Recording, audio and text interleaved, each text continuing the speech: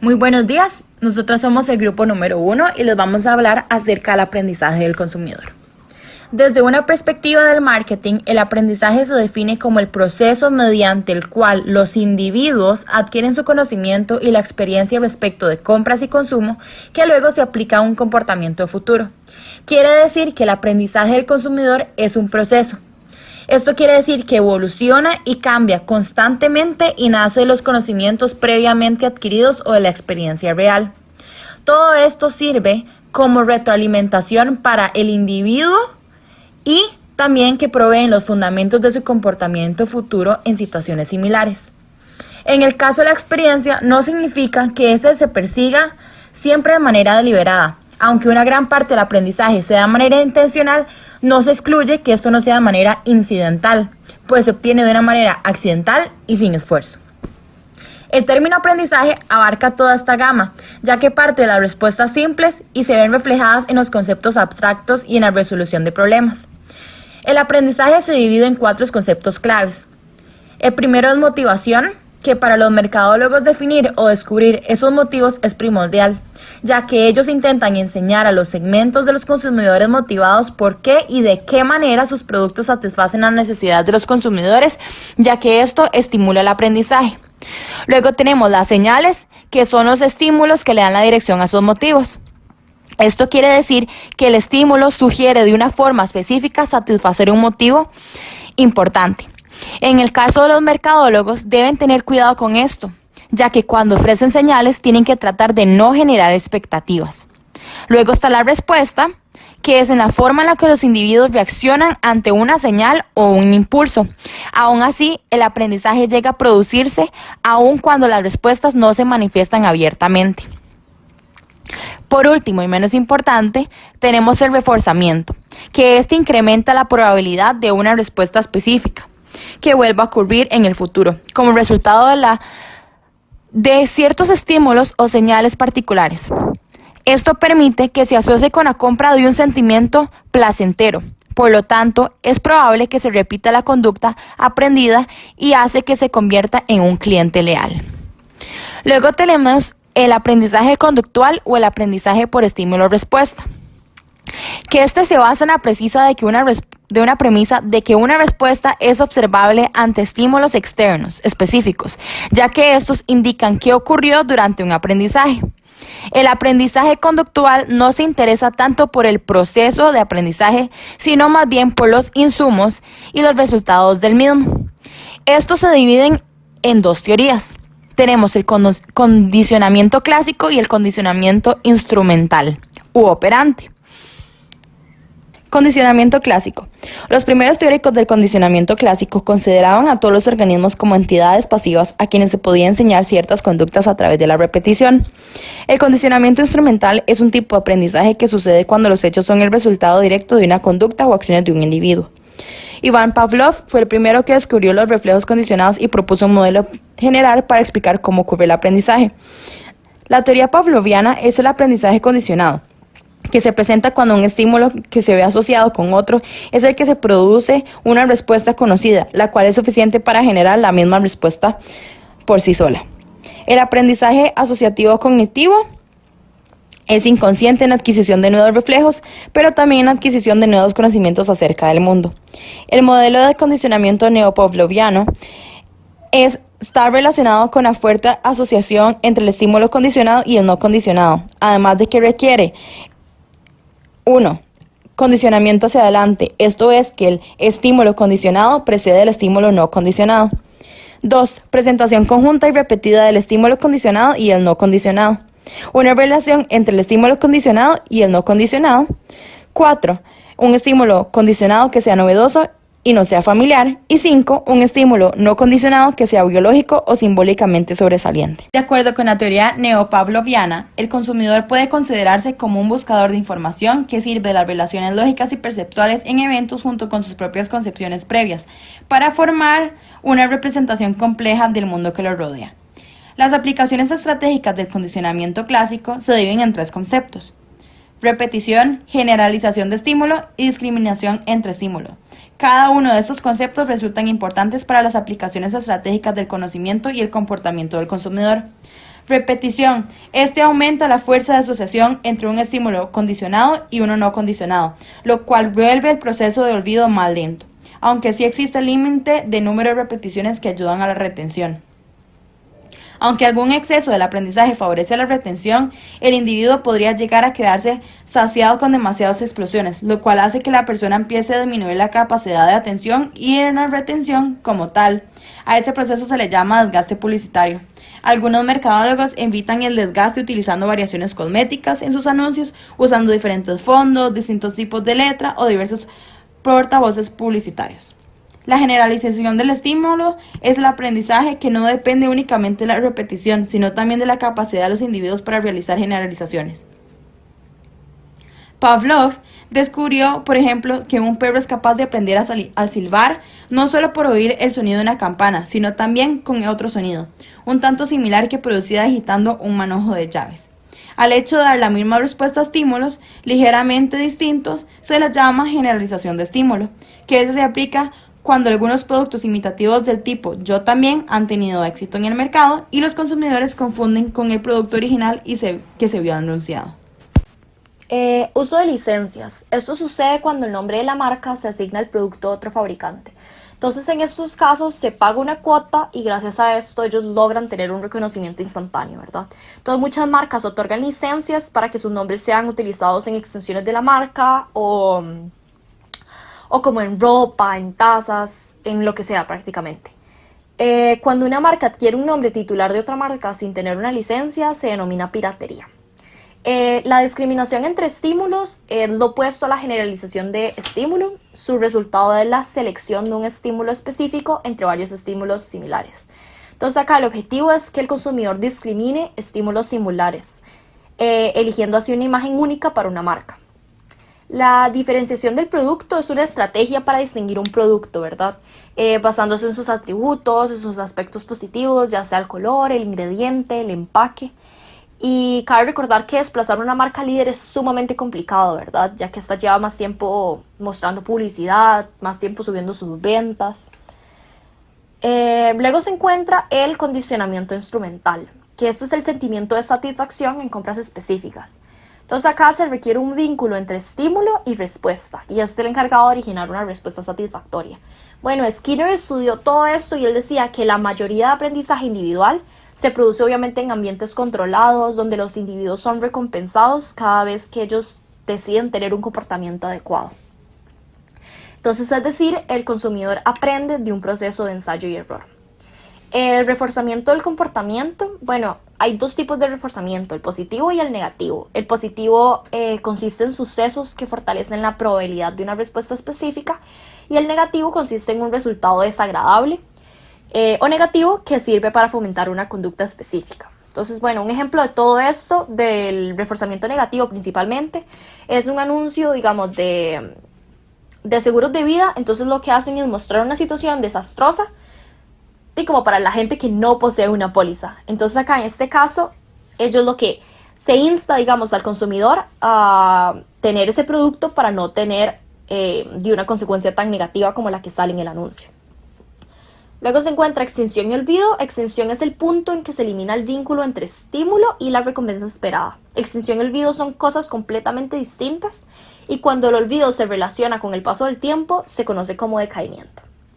La satisfacción del cliente. Bueno, maximizar la satisfacción del cliente es el objetivo principal de cualquier marca, ¿verdad? Un aspecto clave es saber que el consumidor debe tener el mejor producto en relación con el dinero que éste obtenga, ¿verdad? No se puede dar como falsas esperanzas de un producto que no va a tener. Las compañías que brindan conexiones personales, variedad de producto y precios competitivos son las que tienen mejor reforzamiento, ¿verdad? El marketing de relación es otra forma de reforzamiento que no viene incluida con el producto. Acá se encuentra todo lo que son los programas esos de lealtad, como de cliente frecuente, que eso es lo que, o sea, eso prácticamente le da lealtad al cliente y eso es lo que quiere cualquier cliente, lealtad. El programa de reforzamiento, bueno, la calidad del producto tiene que ser capaz de ofrecer satisfacción al cliente, ¿verdad? No siempre se tiene que ofrecer una recompensa, ya que una recompensa ocasional provee lo que es el reforzamiento.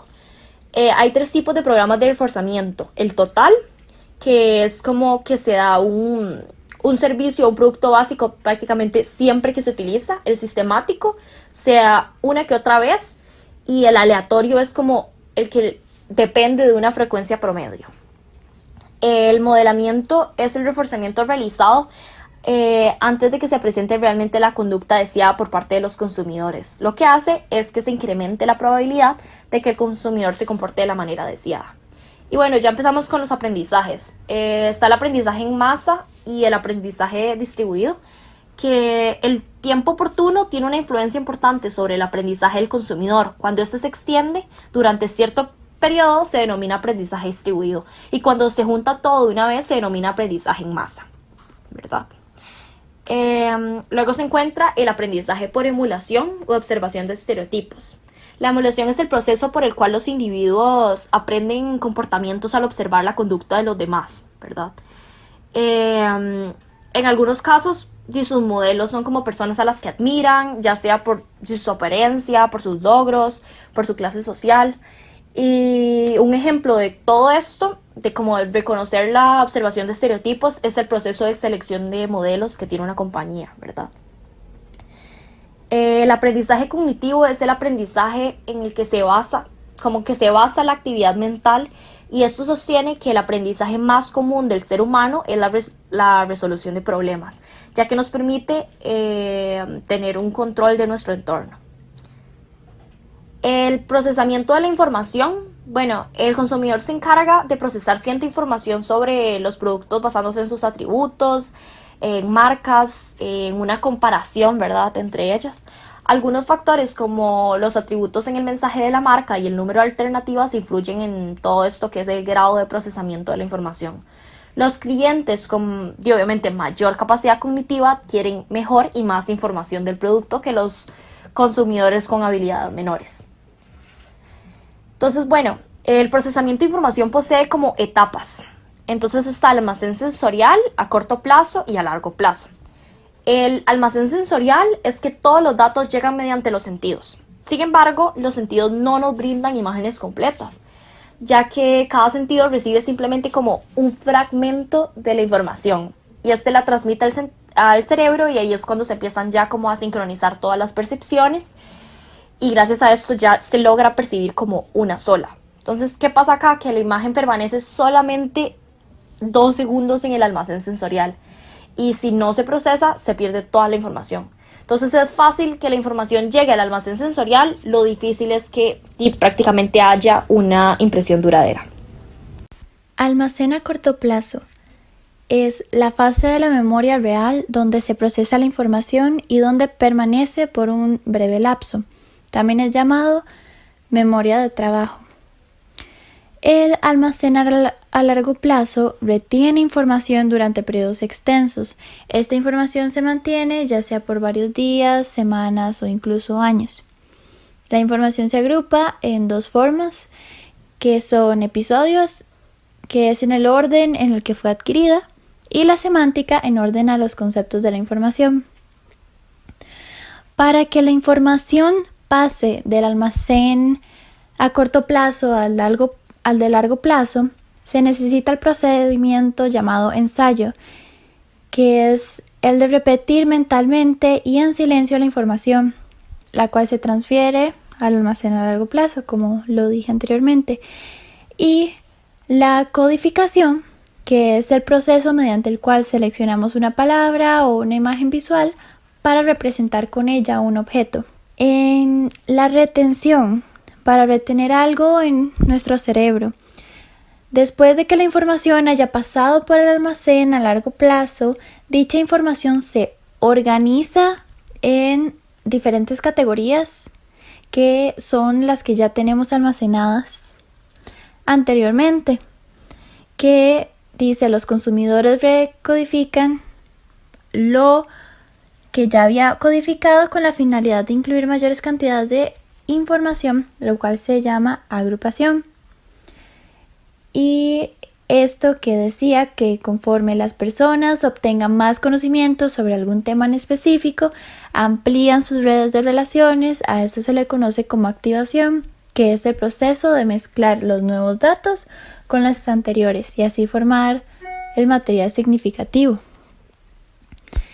Para la recuperación de la información, primero que todo, ¿qué es? Es el proceso mediante el cual recuperamos la información que se encuentra en el almacén a largo plazo, que en este caso se necesitan señales situacionales, por ejemplo, algún anuncio publicitario, el cual es dramático, exagerado. Esos son los que uno puede recordar fácilmente, ya que son elementos relevantes para el mensaje publicitario, los cuales sí las personas o el cerebro los recuerda. Si son anuncios menos relevantes, hay mayor probabilidad de que el consumidor no lo recuerde totalmente. Las interferencias, primero que todo, existen dos tipos, los cuales son el aprendizaje nuevo, que interfiere con la recuperación de material previamente almacenado, o sea que con el material que ya tenemos en nuestro cerebro, y el aprendizaje antiguo, que interfiere con el material aprendido recientemente. En el aprendizaje cognitivo, ocurre cuando una persona tiene una meta y debe buscar y procesar datos para tomar una decisión o resolver un problema. Primero, una persona tiene que ponerse como una meta. En este caso lo vamos a hacer obviamente de publicidad. La meta sería comprar una cámara o un producto. La resolución del problema, ahí va cuando me voy buscando las marcas que existen en el mercado, la exposición a información que resultará en conocimiento, se van familiarizando con las diferentes características de en este caso, las cámaras en el producto. Adopción, finalmente el consumidor, después de analizar todas las características de las marcas, se adopta con una marca y la escoge. Y el rechazo, obviamente, rechaza las demás marcas, ya que escogió la que le parecía mejor. El involucramiento del consumidor es el grado de relevancia que el consumidor tiene con el producto. Las compras de alto involucramiento, que son aquellas que resultan muy importantes para el individuo, y las compras de bajo involucramiento son aquellas que no son muy importantes para el consumidor, o sea, tienen escasa relevancia. Y existen dos tipos de involucramiento, que es el de publicidad, marca y producto. ¿Cómo aumentar la relevancia del consumidor hacia el producto? Utilizar encuestas es para medir. Las encuestas se utilizan para medir la relevancia del consumidor. Utilizar avatares, que son personajes animados de realidad virtual que representan seres humanos. Científicos, los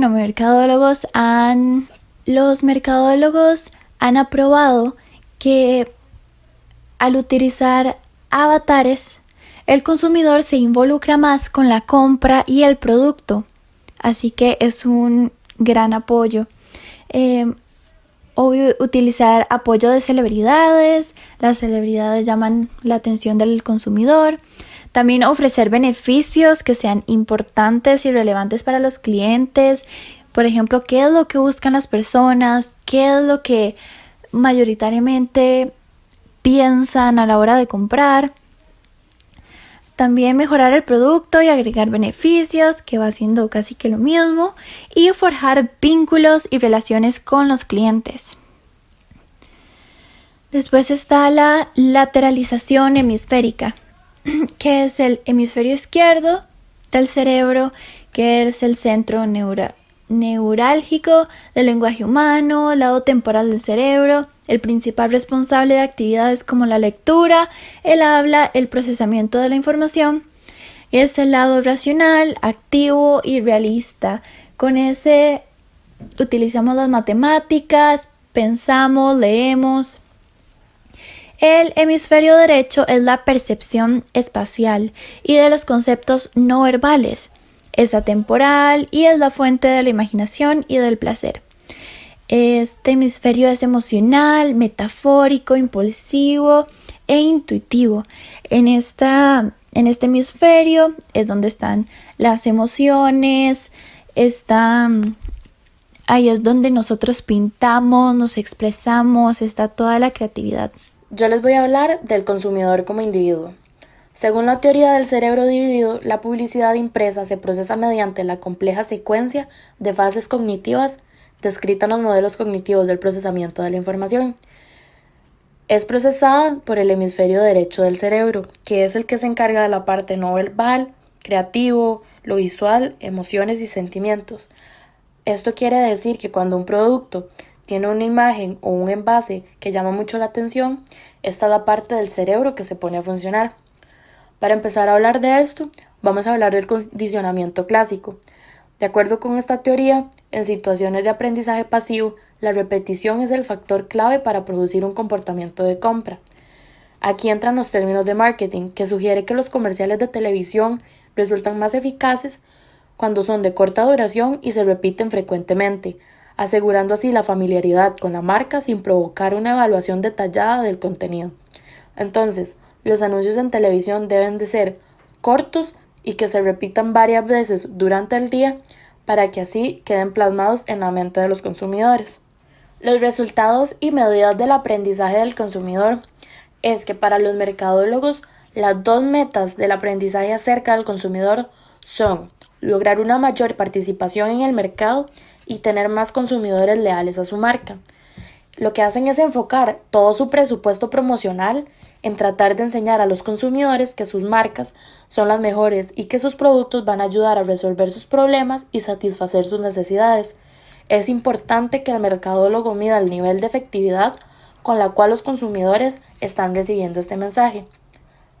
Para saber si esto está siendo así, hay mediciones de reconocimiento y de recuerdo, como lo es el test de recuerdo.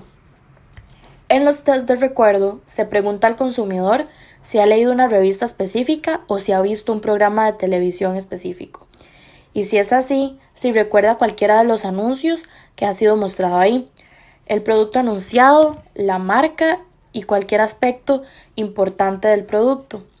Un ejemplo es que en Starch Readership Service evalúan la eficacia de los anuncios publicados en revistas.